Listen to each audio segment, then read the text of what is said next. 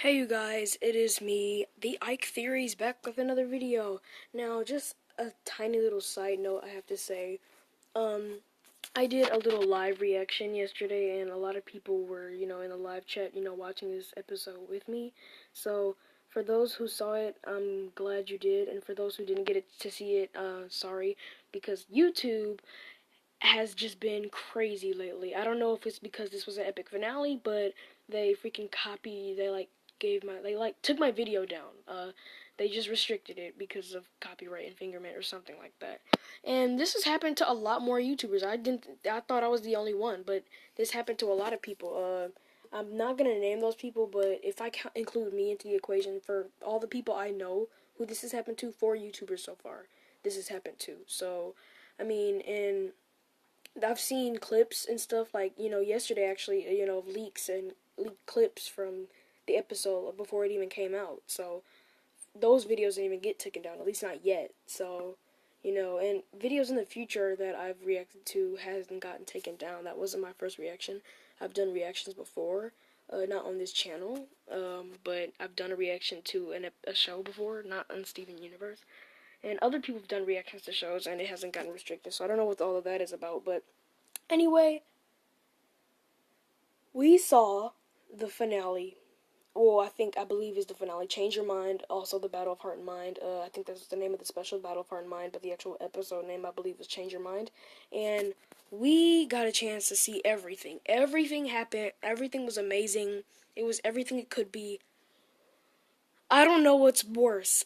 The fact that this is the finale, or the fact that this episode is so good. And what I mean by worse is they're both so good. So what's worse than the other? Like, is it the fact that this episode was so good, or that it's the finale? Because I want more. Like, I don't even know. But anyway, jumping into what happened, Steven has like this weird dream, or like, I think it was a memory of when Blue had locked Pink in the place again.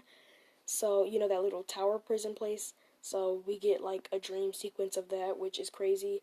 Um, and I also forgot to say I'll be doing this in parts because this episode is an hour long. So much has happened. I'm not gonna be able to talk about everything that happened. So I'm probably gonna have 1, 2, 3, 4 parts. Probably even more depending on what I can cover within the next like 10 minutes. But you know what I mean. So we have Blue Diamond. She, after Steven explains to her you can't be treating people like this, she comes to her senses and realizes what she was doing to Pink was wrong. And, she desires to give Steven a better life, or Pink. So after having a a talk, and Blue Diamond goes to her senses, she goes to Yellow place to get the gems out of the room. And I don't want to hate, but one, this entire place, this entire palace that Blue Diamond went to was yellow. So she had to have, and it was guarded by topazes. And I'm pretty sure she knew that this place was yellow diamonds. Like, all the gems had yellow bubbles on them. I'm pretty sure, like, that she knew.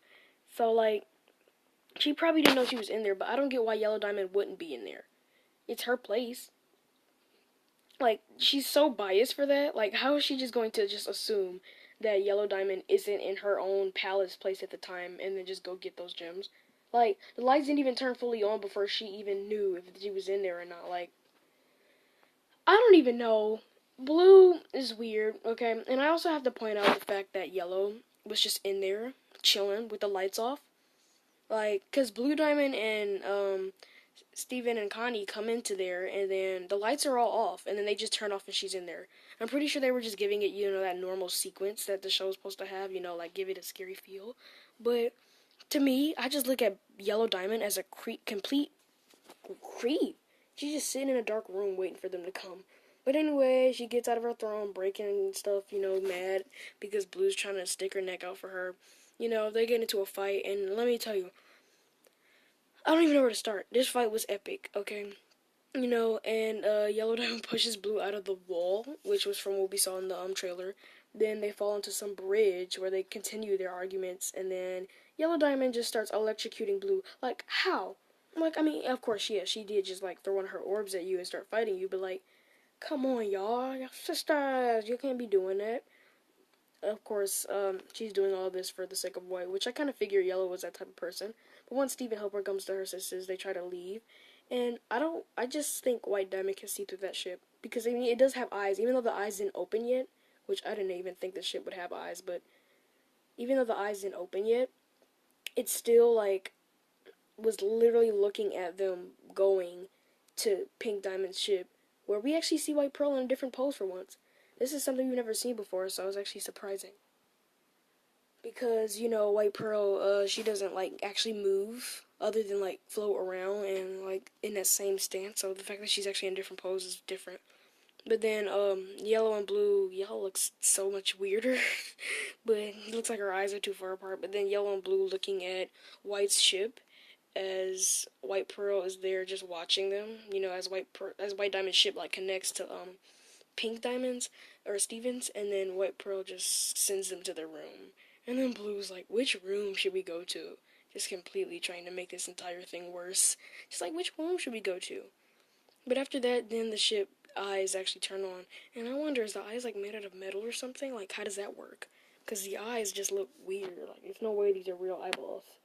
But, then that's when Bismuth and Peridot and Lapis come, and we see Peridot and Lapis's new forms, but they come with the ships. I'm assuming obviously Bismuth had to have fixed them because she's the only one who can build. So then we see Lapis and Peridot's new forms, and I'm probably going to be making my own separate video talking about the new forms and the new fusions and stuff. But I have to say, I love Lapis and Peridot's new forms, especially Lapis's. Peridot's kind of seem like I don't know, something we would expect from, like, Amethyst, maybe, just because of how the Sugalite glasses kind of turn in, you know, for the visor, and then just the shoes and everything, you know, it kind of screams like something Amethyst would wear, but at the same time, Amethyst is that reckless girl, so, you know, you gotta get that. But I gotta say, Peridot's form is, again, something I wouldn't really expect from Peridot, but does look good. I guess the only thing that kind of throws it off is the visor and the boots. But the boots aren't even that bad. It's the visor that's kind of throwing me off. Just like, you know, it gives it that kind of Sugalite feel. Because we all know Sugalite's the one who has visor like that, and she's an evil demon thing. Okay, Peridot's more nice, so I think her visor, you know, being like that. Because Garnet's visor is a star, but I feel like Peridot's visor should be a star because, you know, she's more like committed to that type of thing. And then Lapis with her Chun-Li looking like, I see you, girl, you know. She really screams that anime look, so I really like that. But then we see White Pearl, you know, just talking about stuff, you know, how they shouldn't have done that. And then we see Yellow Diamond and Blue Diamond talking where they start stepping up to talk to White about, you know, like just committing to being a new family and, you know, recreating their family and making things better for all of them and stuff. And then White Diamond shoots one of her little lasers at freaking Yellow and Blue, and we can actually see how the mind controlling thing works. So this theory was actually correct because a lot of people have been talking about the theory about White Pearl being mind controlled by White Diamond. Apparently that's true because we actually see Great Diamond. So yeah, this theory was correct. She zaps them, they turn gray, and now they're under White Diamond's control. And I thought White Diamond cared about Blue and Yellow. You know, kind of like how Blue and Yellow care about Pink. Like, does she not care about them? How you just gonna mind control your sisters or daughters? Most likely daughters. White Diamond just screams that type of, you know, motherly feel. But then we get Smoky Quartz, who, Stephen had, interesting enough, was able to pull Amethyst out of her gem. He said that. He pulled Amethyst out of her gem and fused with her. Like, he was able to reform them through fusion, which is weird enough, but it works, you know. Perfect plot, perfect plot point. But it's nothing wrong with it though, because I mean they're back, right? And we get to see the new Smoky Quartz fusion. There's nothing wrong with seeing new Smoky Quartz, so yeah. But then we see Amethyst's new form, and again, it's nothing too different. Nothing too different, you know. I mean, of course the shorts is a nice touch, but always with the normal boots and, you know, stuff like that. Was her hair in a ponytail? I can't really tell if it was in a ponytail, you know, like she usually has it, or sometimes, not usually. Her hair is always down, but every once in a while it'll be in a ponytail, but I can't remember if her hair was in a ponytail here or not. But point is, we see Amethyst in her new form, which again, it's not that bad. It just kind of seemed, you know, kind of original in a way. The shorts kind of changes that for me, but the way in which her, like, I don't know, it's not bad. It's not bad. I'm just saying, it's kind of like, again, it's something we would expect, something very, like this. But it's nothing wrong with it being something we would expect. It's nothing wrong with it being original. I like it that way. But then we see Rainbow Quartz. Now, this is the first new fusion of the day. And again, I'm going to make my own separate video talking about all the fusions after I'm done with, like, all the parts talking about the episode. This will be coming later. But Rainbow Quartz is here. We actually get revealed that her weapon is a parasol, or also known as an umbrella. That's what everybody has been theorizing, and that's what it actually turns out to be. Now, her hair is actually a different shade. Everybody been making, like, these little, like, what is it called? Like, gemstonas of what Rainbow Quartz would look like, and her hair actually looked a lot more like Rainbow Quartz looked in the actual, like, like Rose Quartz fusion, and I thought that her hair would probably have to be lighter just because of that, but I feel like it's nothing wrong with it, because, Steven's hair is a different color than Rose's, so, I can see why Rainbow Quartz's hair would be a little bit different, the coloration and everything, if that's even a word. But anyway, we see that her, and she has the jacket that Pearl has in her new form. Now, all I gotta say is I love Pearl's new form. Okay, she definitely adds that Mary Poppins feel to Rainbow Quartz, because Rainbow Quartz does look like Mary Poppins, but the umbrella just reinforces that theory, that kind of feel even more, that she's like this Mary Poppins type of person. But I love the jacket. It really gives it that, feel. The same feel that she was trying to have with the mystery girl from Last One Out of Beach City. I feel like this definitely, like, looks like that. It definitely gives it that kind of feel from when she was trying to, like, so now she can go to parties and stuff. But then we see Sunstone. Now, Sunstone is the fusion between Garnet and Steven, and she looks weird. Okay, I'm not gonna lie. She looks a little bit weird, but only because she's orange and not pink.